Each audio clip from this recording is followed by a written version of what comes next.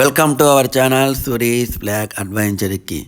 తిరణాల చూడాలి అంటే మా ఆత్మకూరు మహాశివరాత్రి రోజు జరిగి తిరణాల ప్రతి ఒక్కరూ చూడాలండి. అంత వైభవంగా జరుగుతుంది.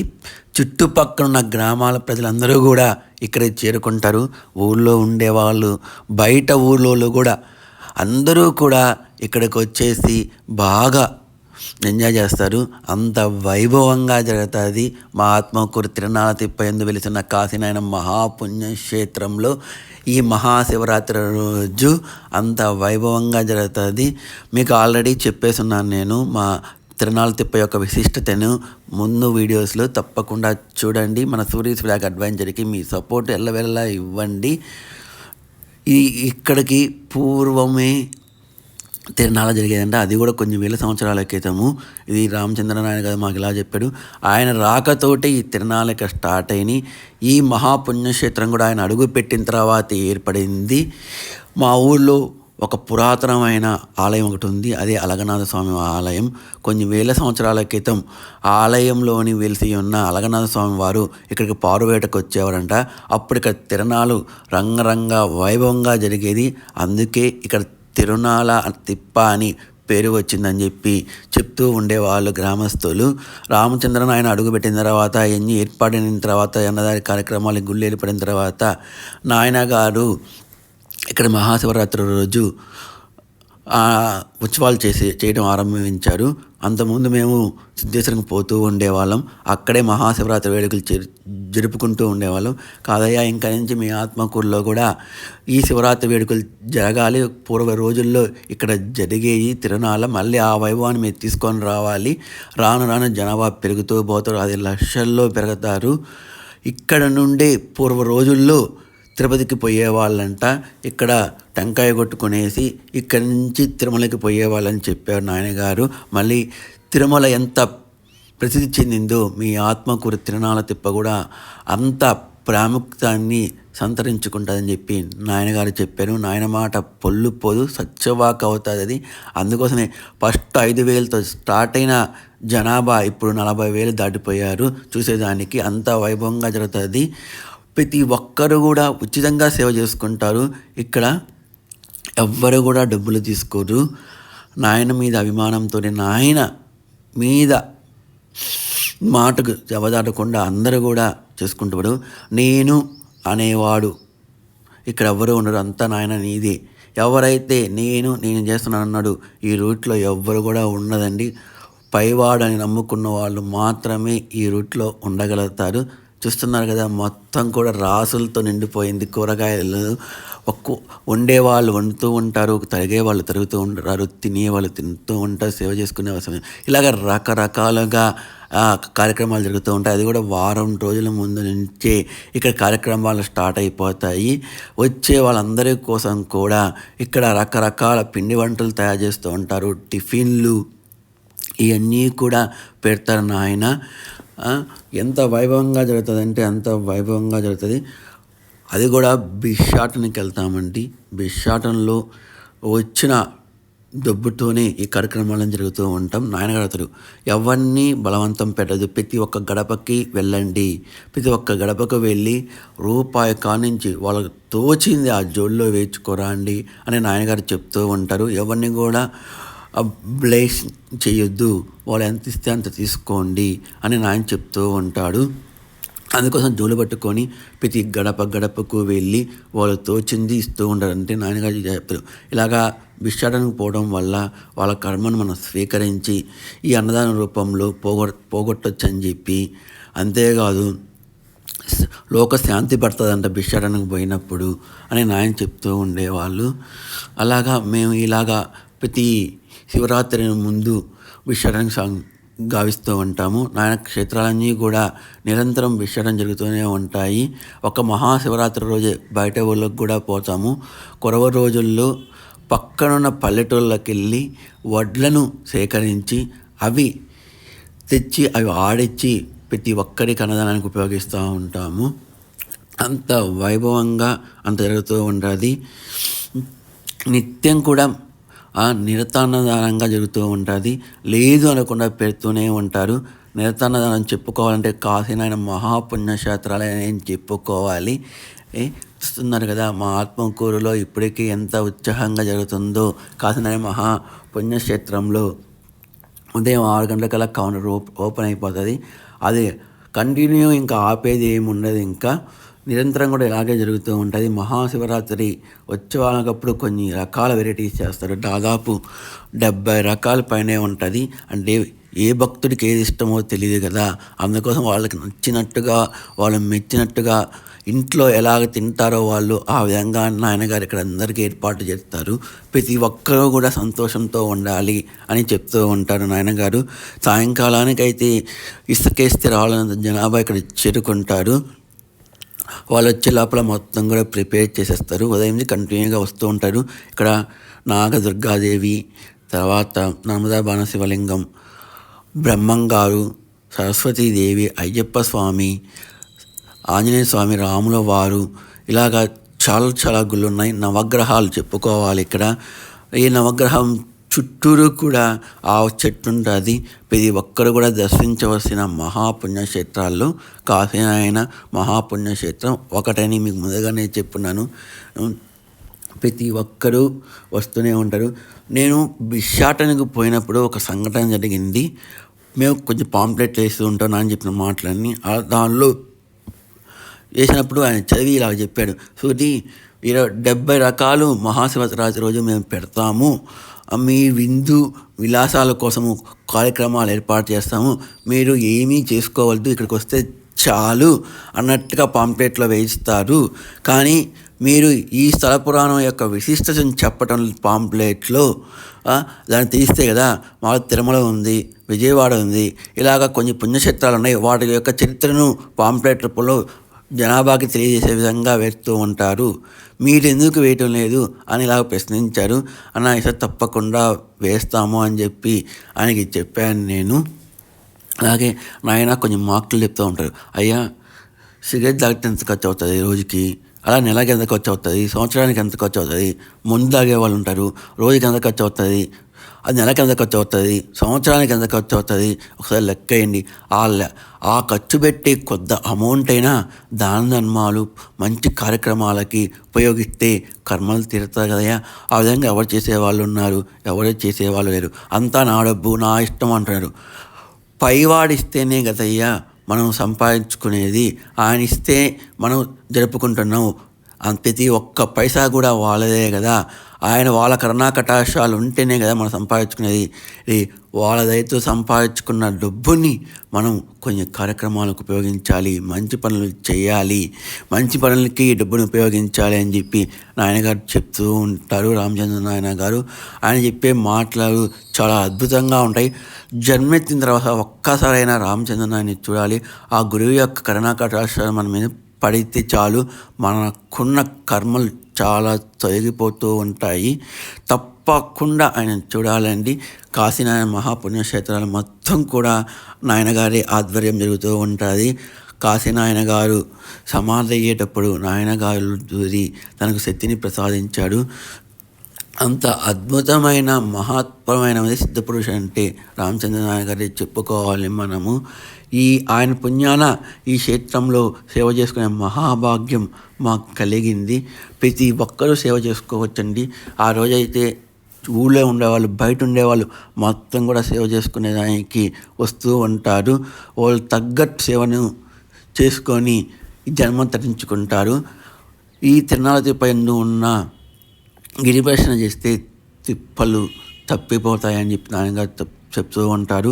అరుణాచల గిరి ప్రదర్శన ఎంత ప్రాముఖ్యత ఉందో ఈ గిరి ప్రదర్శన కూడా అంతే ప్రాముఖ్యత ఉంది అని చెప్పారు. హరిహరాపురం అనేవాళ్ళని, శివలింగాపురం అనేవాళ్ళని, నారాయణపురం అనేవాళ్ళని నాయనగారు చెప్తూ ఉండేవాడు. అందుకోసమని హరిహరాపురం కాబట్టే అయ్యప్ప స్వామి ఇక్కడ వెలిశాడని చెప్పి నాయనగారు చెప్పారు. ఇక్కడ సరస్వతీదేవి ఆలయం ఉంది. చుట్టుపక్కల గ్రామాల మొత్తం కూడా అక్షరాభ్యాసాన్ని ఇక్కడే జరిపించుకుంటూ ఉంటారు. స్కూల్లోని పిల్లకాయలు మొత్తం కూడా ఆ ఎగ్జామ్ టైంలో ఇక్కడికి వచ్చి అమ్మని పూజించుకొని అమ్మ కరుణాకటాక్షాలతో వెళ్తూ ఉంటారు. ప్రతి ఒక్క స్కూల్ విద్యార్థులు ఎంతో ఆహ్లాదకరంగా ఎంతో బాగుంటాయి ఈ ప్లేసు. అంత అద్భుతంగా జరిగే మహత్తరమైన ప్లేసు కాశీనాయన మహాపుణ్యక్షేత్రం. మా ఊళ్ళో ఉంటే మాకు ఎంతో గర్వకారణము. తర్వాత కా శివయ్య ఉత్సవంగా ఊరంతా తిప్పుతారు. ఉత్సవ విగ్రహాన్ని తిప్పి ఇక్కడ తీసుకొని వచ్చి ఇక్కడ పెడతారనమాట. అట్లానే బట్టేపాడు నుంచి అమ్మవారిని తీసుకొని వస్తారు ఊరేగింపుతోటి. అమ్మవారిని కూడా ఎక్కడికైతే చేరుస్తారు. అంటే కళ్యాణం జరగడానికి వీళ్ళిద్దరినీ ఒక దగ్గర నుంచి ఒకరు వస్తూ ఉంటారు. బట్టేపాళ్ళు అమ్మవారి పుట్టినీళ్ళు అంట, ఆత్మకూరు అయ్యవారి పుట్టినీళ్ళు.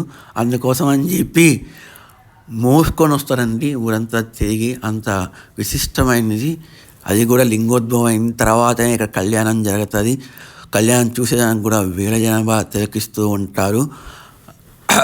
శివయ్య యొక్క కరుణ కటాక్షాలు తప్పకుండా అందరికీ ఉండాలి.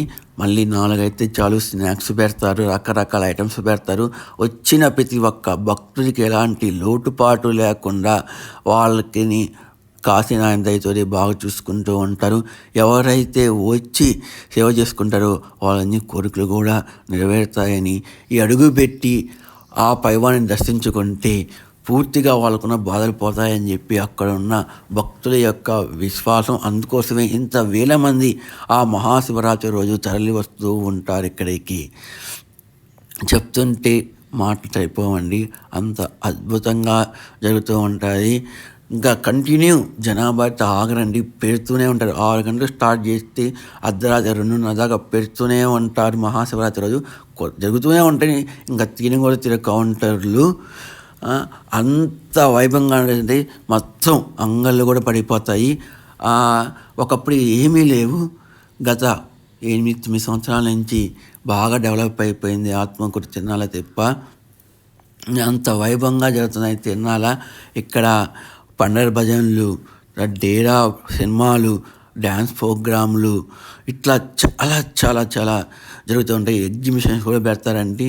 అంత కనుల విందుగా ఇక్కడ జరుగుతుంది. ఓం శాంతి వాళ్ళకు సంబంధించిన శివుని పెట్టి వాళ్ళ విశిష్టతను కూడా తెలియజేస్తూ ఉంటారు. ఇక్కడ ధ్యానము, యోగము ఇలాంటి విషయాలు కూడా ఇక్కడ చెప్తూ ఉంటారు. అంత ప్రాముఖ్యత ఉంది ఈ తిరునాళ్ళ తిప్పకి. తిరునాళ్ళ అంటే తమాషా అనుకుంటున్నారా?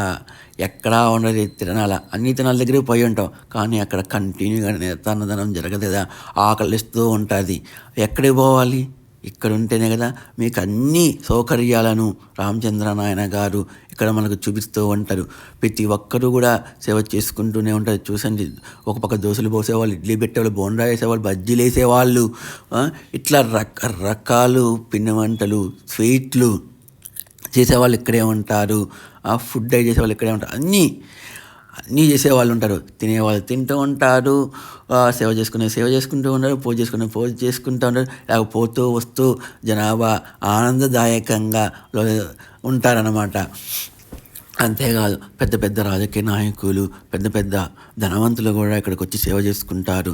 అందులో పాటు విక్రమ్ రెడ్డి సార్ గారు కూడా, ఆత్మకూరు ఎమ్మెల్యే గారు కూడా ఇక్కడికి వచ్చి పరామర్శించి ఆయన కూడా కొద్దిగా సేపు ఇక్కడ సేవ చేసుకున్నారు. అట్లా కంచిపరమైన రెడ్డి సార్ గారు, ఇట్లా డాక్టర్స్ ప్రతి ఒక్కరూ కూడా అందరితో సమానంగా ఇక్కడ సేవ చేసుకుంటారు. అంటే వాళ్ళు కూడా మా కర్మలు పోవాలనే ఉద్దేశంతో సేవ చేసుకుంటూ ఉంటారు నాయన దగ్గర. అంతేకాదు, కాలభైరవుడి పైన గంగా జలాన్ని ఏర్పాటు. అది చాలా అందంగా ఉంటుంది చూడడానికి. 2 కళ్ళు కూడా సరిపోవు. వాటర్ పైనుంచి పడుతూ ఉంటుంది. ఆ వాటర్ని చల్లుకుంటే గంగాలో స్నానం చేసినని అనుకొని ఆ వాటర్ని చల్లుకుంటూ ఉంటారు. ఇక్కడ తిప్ప చుట్టూ తిరిగేటప్పుడు ఓం నమో భగవతే మృత్యుంజయాయ నమః అని చదువుతూ ఉంటారు. ఓం నమో మృత్యుంజయాయ నమః, ఓం నమో మృత్యుంజయాయ నమః అనే మంత్రాన్ని చదువుతూ ఈ తిప్ప చుట్టూరు తిరుగుతూ ఉంటారండి. ఇసుక ఇస్తే రానంత జనాభా చెప్పాను కదా, చూస్తున్నారు కదా, ఎక్కడ కూడా సందుండదు. అంతా కిక్కిరిసిపోతుంది. సాయంకాలం 7 అయితే చాలు. ఉదయం నుంచి ఒక ఎత్తు అయితే సాయంకాలం ఒక ఎత్తు. భోజన దగ్గర అయితే అట్లా ఉంటారు. ఒక ఆమె ఎట్లా అయింది, ఇంతమందికి ఎలా పెడుతున్నారు, ఎలా వండుతున్నారు, ఎలా సాధ్యము? అని ఆమె చెప్తూ ఉంది అనమాట. పక్కనోళ్ళతో కూడా వాళ్ళ బంధువులు కూడా తీసుకొని చూడండి ఒక్కసారి ఇక్కడ మా ఊళ్ళో జరిగే ఈ మహావేడుకను అని వాళ్ళు వాళ్ళ బంధువులతో సహా వచ్చి ఆ ఆశ్చర్యకరాన్ని చూపిస్తూ ఉంటారనమాట. ఎవరికి కూడా ఇక్కడి నుంచి పోవాలి అనే మాట మటుకు రాదండి. అలాగే చూస్తూ ఉండిపోతారు. లింగోద్భవ సమయంలో ప్రతి ఒక్కరి చేత కూడా ఉన్న వాళ్ళ చేత అభిషేకం చేయిస్తారు.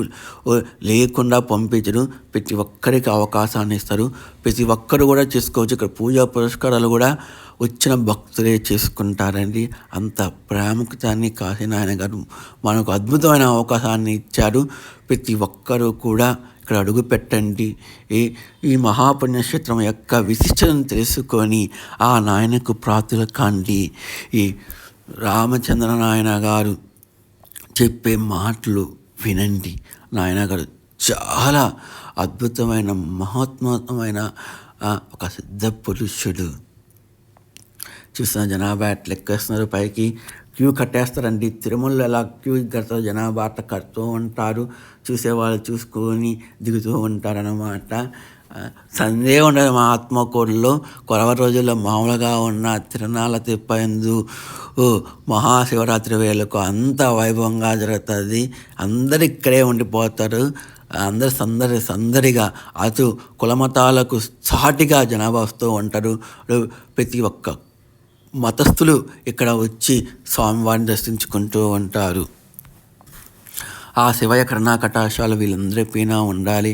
ఆరోగ్యాలతో ఐశ్వర్యాలతోటి వీళ్ళు తొలతూగాలని ఆ కాశీనాయన ఎప్పుడూ కూడా వీళ్ళ ఎందుకు కటాకటాక్షాలు చూపించాలని మనస్ఫూర్తిగా కోరుకుంటారు. వీళ్ళందరూ కూడా వాళ్ళ తగ్గట్టు సేవ చేసుకొని ఆ భగవంతుని కరుణాకటాక్షాలు పొందాలని మనస్ఫూర్తిగా కోరుకుంటున్నానండి. ఏం మాట్లాడాలో ఎలా మాట్లాడాలో నాకు తెలీదు.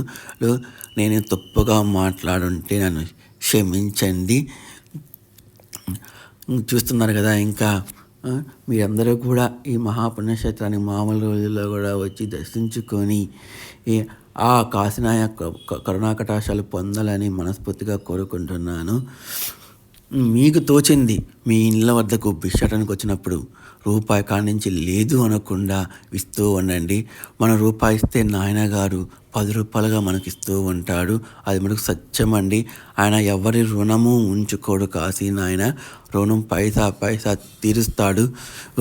అది అక్కడ ఉన్న భక్తుల యొక్క నమ్మకం కూడా. ఎంతో మందికి ఆపదని కాపాడాడంట నాయన. ప్రతి ఒక్కరు కూడా చెప్తూ ఉంటారు. చాలా ఇబ్బందులు పడిన వాళ్ళు కూడా తిరునాళ్ళ తిప్పయందు తిరిగిన తర్వాత వాళ్ళకున్న బాధలు కూడా పోయినాయని, జాబు రాని వాళ్ళకి జాబ్ వచ్చిందని, పెళ్ళి కాని వాళ్ళకి పెళ్ళి అయిందని, సంతానం లేని వాళ్ళకి సంతానం కలిగిందని రకరకాలుగా ఉన్నవాళ్ళు చెప్పారు. ఆరోగ్యం బాగాలేని వాళ్ళకి కూడా ఆరోగ్యం నయమైందని చెప్పి చాలామంది మాతో చెప్పారు. నేను విన్నాను కూడా. మీరందరూ కూడా ఈ మహాపుణ్యక్షేత్రాన్ని దర్శించుకొని మీరు చూస్తుంటే చాలా మిస్ అయిపోయాము, మేము రాలేకపోయాము అని అనుకుంటున్నారు కదా. అందుకోసం ఈ వీడియో మీకోసమే పెడుతున్నాయి.